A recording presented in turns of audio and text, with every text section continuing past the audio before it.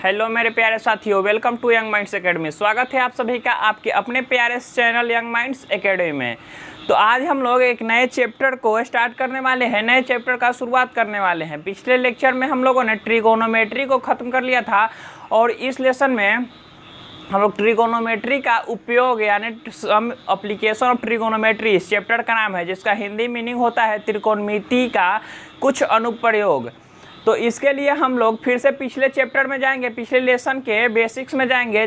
जब मैंने बताया था कि हम लोग ट्रिगोनोमेट्री का यूज किस लिए करते हैं, किस रूप में ट्रिगोनोमेट्री का हम लोग यूज करते हैं, तो मैंने बताया था कि ट्रिगोनोमेट्री का यूज हम करते हैं। अगर मान लीजिए कि ये कोई नदी है और यहाँ पे कोई खड़ा है, तो नदी पार इस पेड़ की ऊंचाई या तो कोई खंभा, बहुत दूर खंभा स्थित है, उस खंभे की ऊंचाई निकालने के लिए हम लोग ट्रिगोनोमेट्री का यूज करते हैं। तो इस सब से इन सब का कंक्लूजन अगर हम निकालते हैं तो सबका मतलब बस एक होता है कि हम लोग त्रिकोणमिति का यूज किस रूप में करते हैं। त्रिकोणमिति का हम लोग यूज दूरी और ऊंचाई निकालने के लिए हम लोग ट्रिगोनोमेट्री का यूज करते हैं। इसलिए इस लेसन को यानी जो हम लोग लेसन पढ़ने वाले हैं उसको ऊंचाई और दूरी यानी हाइट एंड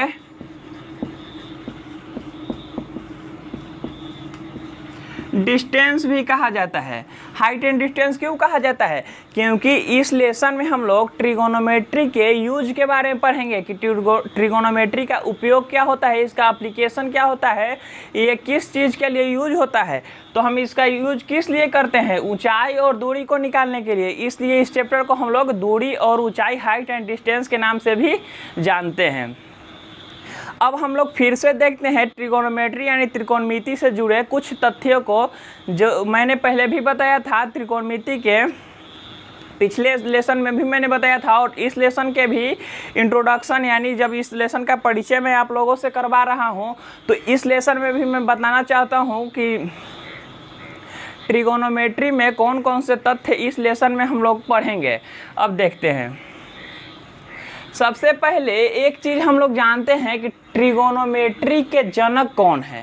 त्रिकोणमिति के जनक, फादर ऑफ ट्रिगोनोमेट्री किसे कहा जाता है, जो कि मैंने आप लोगों से पिछले लेसन में साझा नहीं किया था, पिछले लेसन में शेयर नहीं किया था। इस लेसन में मैं आप लोगों को बता रहा हूँ कि ट्रिगोनोमेट्री का फादर यानी जनक किसे कहा जाता है। तो ट्रिगोनोमेट्री का फादर जनक आर्यभट्ट को कहा जाता है। आर्यभट्ट को ट्रिगोनोमेट्री का जनक यानी त्रिकोणमिति का पिता कहा जाता है।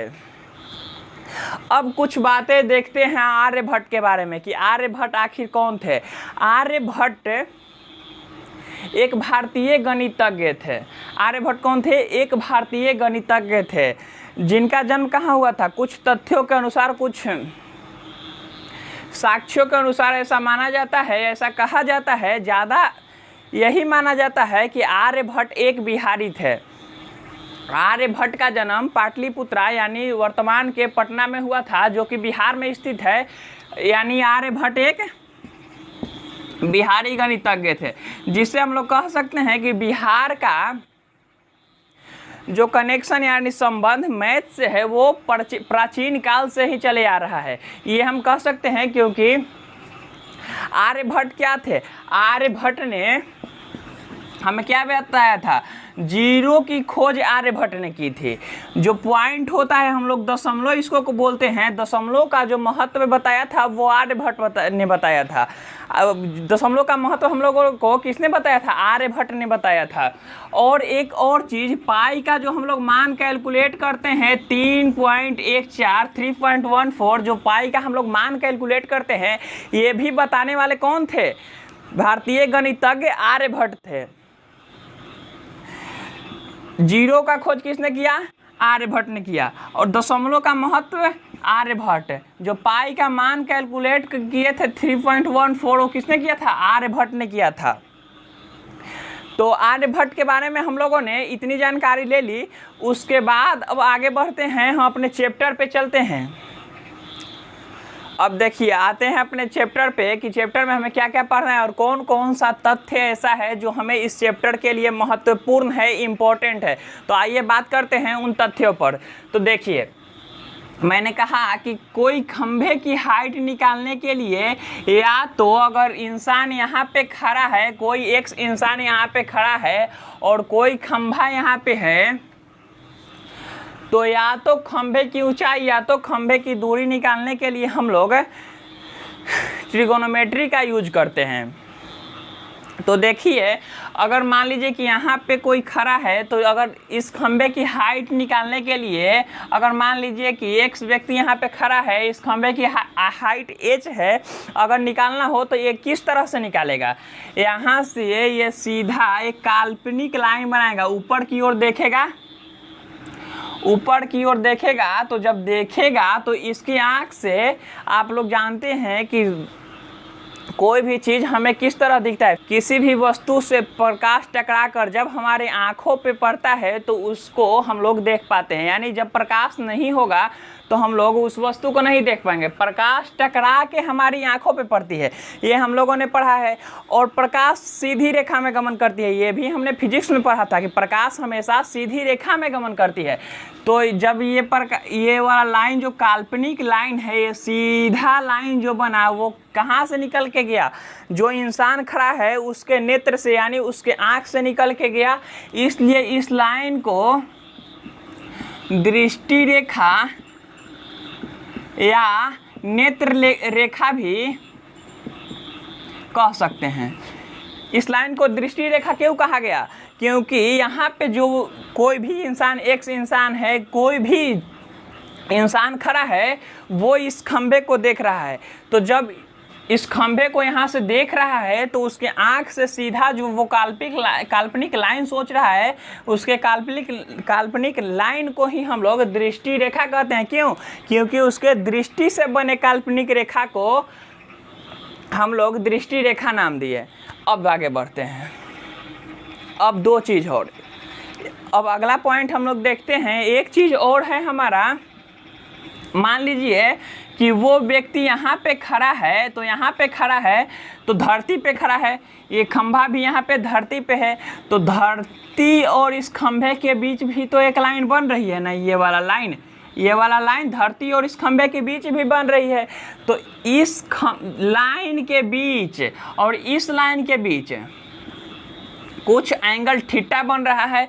देखिए जब दो लाइन एक दूसरे से जुड़ा हुआ हो तो उसके बीच कुछ एंगल बनेगा, कुछ थीटा एंगल बनेगा। तो इसे हम लोग थीटा एंगल बोल दिए, थीटा मान लिए। और इसी थीटा को हम लोग उन्नयन कोण कहते हैं। इसी थीटा को हम लोग उन्नयन कोण कहते हैं, जिसका इंग्लिश में नेम होता है एंगल ऑफ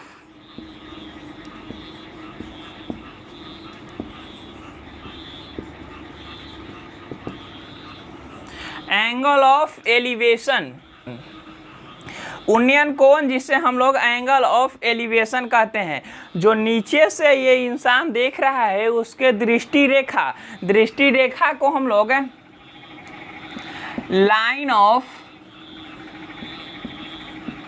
साइट बोलते हैं। दृष्टि रेखा को हम लोग लाइन ऑफ साइट बोलते हैं। अब देखिए बात करते हैं आगे। दृष्टि रेखा को लाइन ऑफ साइट और उन्नयन कोण को एंगल ऑफ एलिवेशन कहेंगे। धरती के इस लाइन, ये वाला जो लाइन है, ये वाला लाइन और जो एंगल ऑफ साइट है, जो लाइन ऑफ साइट है, उसके बीच जो एंगल बनता है उसे हम लोग एंगल ऑफ एलिवेशन यानी उन्नयन कोण कहते हैं। अब देखिए आगे बढ़ते हैं। अब दूसरा नंबर पे हम लोग चलते हैं। एक चीज़ और है हमारे पास, अवनमन कोण। अवनमन कोण जिसे हम लोग angle of DEPRESSION angle of depression कहते हैं। Angle of depression. अवनमन कोण, बात करते हैं अवनमन कोण के बारे में। अवनमन कोण क्या होता है? तो अवनमन कोण देखिए, यहाँ पे एक कोण बन गया और हम लोग एक बात और जानते हैं कि अगर हम लोग बात कर रहे हैं ट्रिगोनोमेट्री की, तो उसमें ये वाला कोण हमेशा 90 डिग्री होगा। और जाहिर सी बात है, अगर खंभा होगा, पेड़ होगा, तो धरती से 90 डिग्री का कोण बनाएगा ही। और जब ट्रिगोनोमेट्री के बारे में हम लोग बात कर रहे हैं, तो इससे भी हम लोग जान सकते हैं कि एक कोण 90 डिग्री होगा, एक एंगल 90 डिग्री का होगा। अब आगे चलते हैं। तो जब यहाँ पे उन्नयन कोण हो गया, यहाँ पे 90 डिग्री हो गया, अब बचा ये वाला कोण।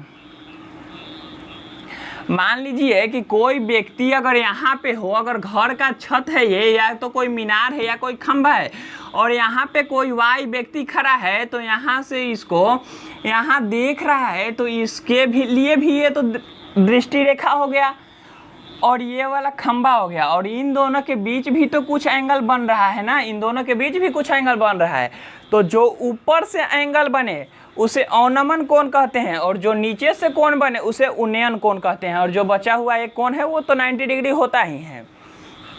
फिर से एक बार समझाता हूँ, फिर से हम लोग इसका रिवीजन करते हैं। देखिए, कोई व्यक्ति यहाँ पे खड़ा है, अगर ऊपर की ओर देख रहा है, और उसके नेत्र द्वारा बने काल्पनिक रेखा को दृष्टि रेखा, लाइन ऑफ साइट कहा जाता है। यहाँ पे कोई व्यक्ति खड़ा है, अगर मीनार की तरफ देख रहा है, छत की तरफ देख रहा है, उसके नेत्र के द्वारा बने काल्पनिक रेखा को दृष्टि रेखा, लाइन ऑफ साइट कहते हैं। और धरती और दृष्टि रेखा के बीच बने जो एंगल होता है, बना जो कोण होता है, उसे हम लोग उन्नयन कोण, एंगल ऑफ एलिवेशन कहते हैं। फिर से देखते हैं, धरती और नेत्र रेखा, दृष्टि रेखा के बीच बने कोण को हम लोग क्या बोलेंगे? उन्नयन कोण बोलेंगे, एंगल ऑफ एलिवेशन बोलेंगे। और अवनमन कोण की बात करते हैं, नेत्र रेखा और जो ये मीनार है, खंभा है, छत है, जो भी क्वेश्चन में दिया हुआ है, उसके बीच के कोण को, यानी जो कोण ऊपर से हो, उसे अवनमन कोण, एंगल ऑफ डिफ्रेक्शन कहते हैं।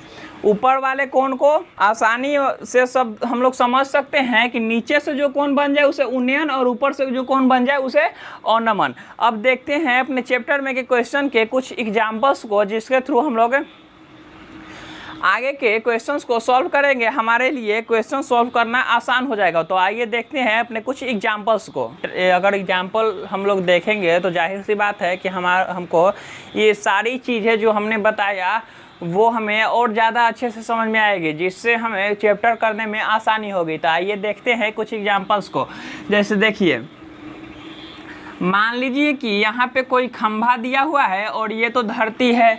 उसके बाद अगर यहाँ पे कोई लड़का खड़ा है, यहाँ पे कोई लड़का खड़ा है, तो ये वाला जो लाइन है वो हमारे लिए दृष्टि रेखा होगा, दृष्टि रेखा।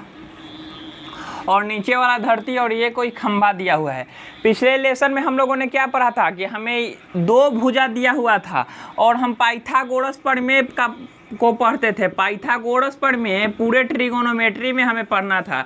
पिछले जो लेसन हम लोगों ने देखा था, उसमें पूरे जो ट्रिगोनोमेट्री था, पूरा ट्रिगोनोमेट्री में हम लोगों ने किस बारे में बात किया था? पाइथागोरस प्रमेय के बारे में बात किया था। पर पाइथागोरस प्रमेय हम लोग कैसे बनाते थे? हम लोगों को दो भुजा दिया हुआ रहता था, दो भुजा की मदद से कोई एक भुजा, तीसरी भुजा हम लोग त्रिभुज में निकालते थे, यानी लंब, आधार और कर्ण।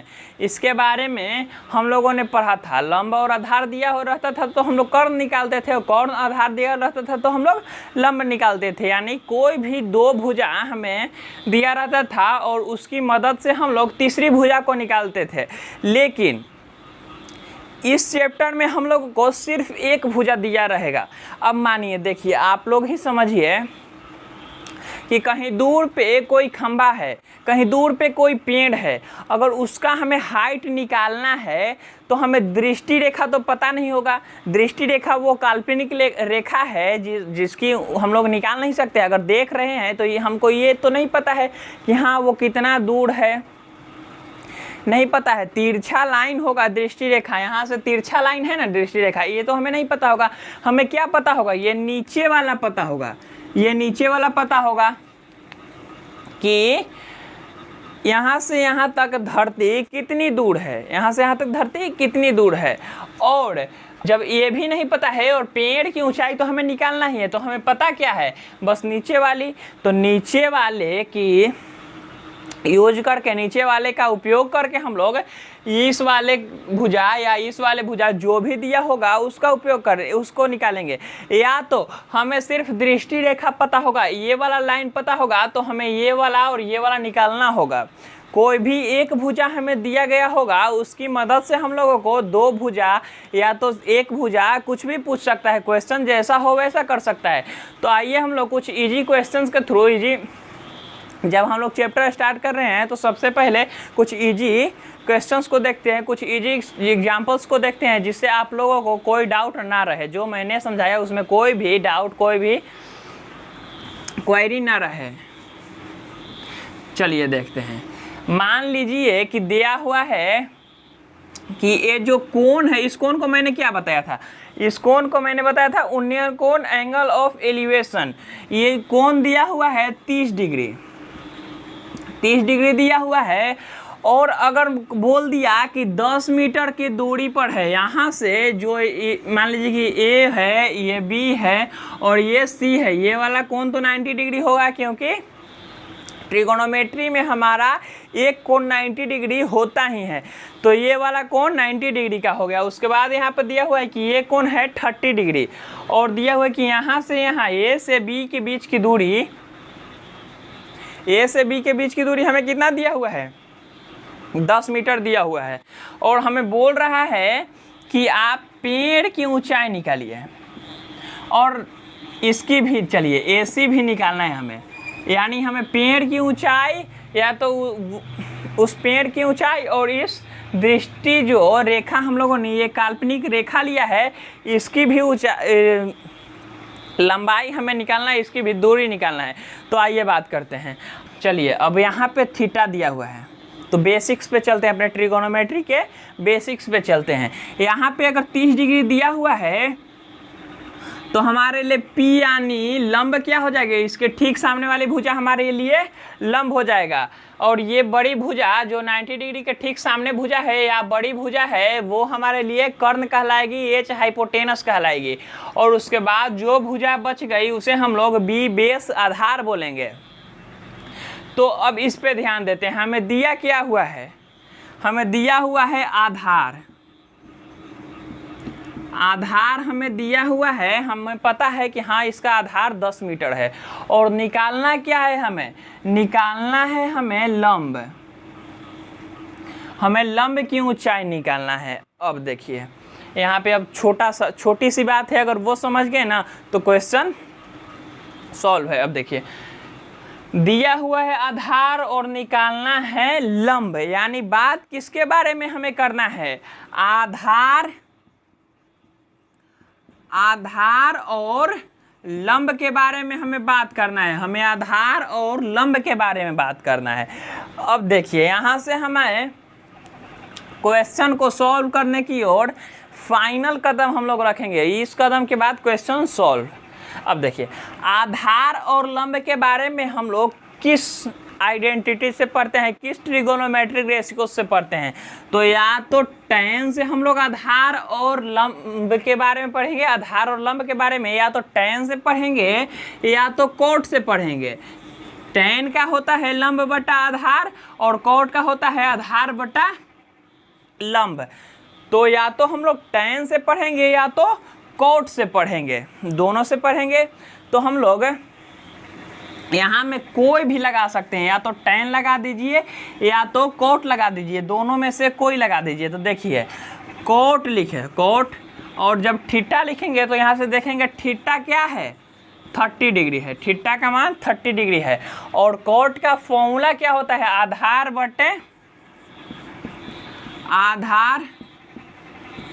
बटे लंब फॉर्मूला होता है। इसको अभी थीटा ही रहने देते हैं, इसको थीटा रहने देते हैं। अब देखिए यहाँ पे थीटा का मान डालिए तो कोट और थीटा का मान क्या दिया हुआ है? 30 डिग्री। और आधार कितना दिया हुआ है? आधार हमें दिया हुआ है 10 मीटर और लंब हमें दिया हुआ है, लंब तो दिया ही नहीं गया है, तो हम लोग लंब को P परपेंडिकुलर मानते हैं, तो इसे P मान लेते हैं और P से पेड़ भी हो जाएगा। अब देखिए अब आगे बात करते हैं।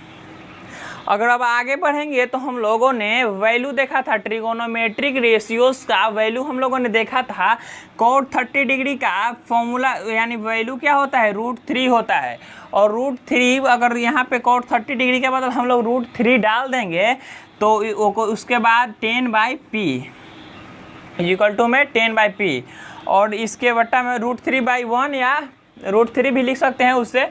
अब देखिए क्रॉस मल्टीप्लाई यानी तिरछा तिरछी गुणना, इसको हम लोग देहाती लैंग्वेज में बोलते हैं तिरछा तिरछी गुणना, इंग्लिश में इसको क्रॉस मल्टीप्लाई बोलते हैं। अब देखिए p में अगर √3 से गुना करेंगे तो √3p हो जाएगा, p में अगर √3 से गुना करेंगे तो √3p, और 10 में 1 से गुना करेंगे तो 10। अब p का मान अगर यहाँ से निकालेंगे तो 10/√3, हमें p का मान निकल गया।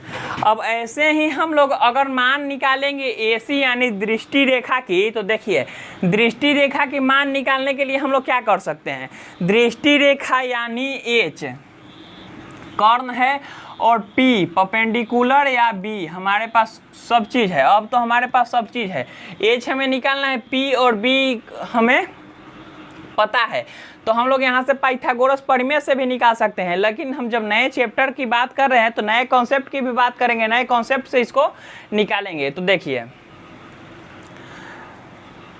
P और B पता है तो कोई भी एक भुजा ले लीजिए। अगर यहाँ पे साइन थीटा ले लेंगे तो साइन 30 डिग्री कर देते हैं, साइन 30 डिग्री बराबर क्या होता है P/H, और P का मान हमारे पास क्या है 10/√3 H का मान क्या है, H का मान तो पता ही नहीं है, तो H का मान H।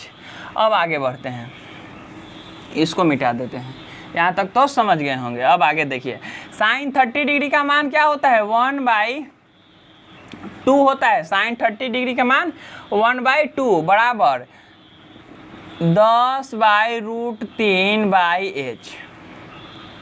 अब देखिए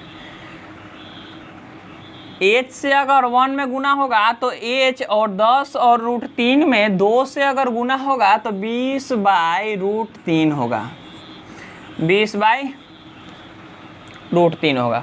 अगर आप लोग चेक करना चाहेंगे कि ये हमारा कॉन्सेप्ट सही है या नहीं, तो हम लोग किस तरह चेक कर सकते हैं कि एक का आंसर आया 10/√3 और एक है 10 और एक आया क्या 20/√3, तो इसको हम लोग किस तरह से निकाल सकते हैं। देखिए पाइथागोरस प्रमेय अगर लगाएंगे, पाइथागोरस प्रमेय अगर लगाएंगे हम लोग, तो देखिए h² बराबर p² + b² कर देंगे। अब H, P और B का मान डालेंगे, अगर दोनों बराबर आ गया तो हमारा ये कॉन्सेप्ट सही है। तो देखिए 10/√3 20/√3 का स्क्वायर प्लस P कितना है, P का मान है हमारे पास 10/√3 के स्क्वायर प्लस 10 के स्क्वायर। अब आगे बढ़ते हैं, 20/√3 यानी 400/3 बराबर 10 के 400 10 के 100/3 प्लस 100, यही होगा ना, 10 के स्क्वायर 100 और 10/√3 के स्क्वायर 100/3। अगर इसका बट्टा पे के जोड़ करेंगे हम लोग तो 100 + 300/3 बराबर 400/3। 400/3 यहाँ पे भी है, 400/3 यहाँ पे भी है, यानी हमारा कॉन्सेप्ट सही है। तो इस वीडियो में हम लोग इतना रहने देते हैं। आप लोगों को एग्जाम्पल के थ्रू भी मैंने बता दिया कि हम इस चैप्टर में क्या क्या पढ़ने वाले हैं। अगले वीडियो में हम लोग इस लेसन को स्टार्ट करेंगे, इस चैप्टर का शुरुआत करेंगे। तो मिलते हैं नेक्स्ट वीडियो में। अगर आप लोगों को ये वीडियो अच्छा लगा होगा, इसमें जितनी भी जानकारी मैंने आपको दी है वो अगर अच्छा लगा होगा तो वीडियो को लाइक कीजिएगा और इसे अपने दोस्तों के बीच शेयर कीजिएगा जिन्हें इनकी ज़रूरत है। धन्यवाद।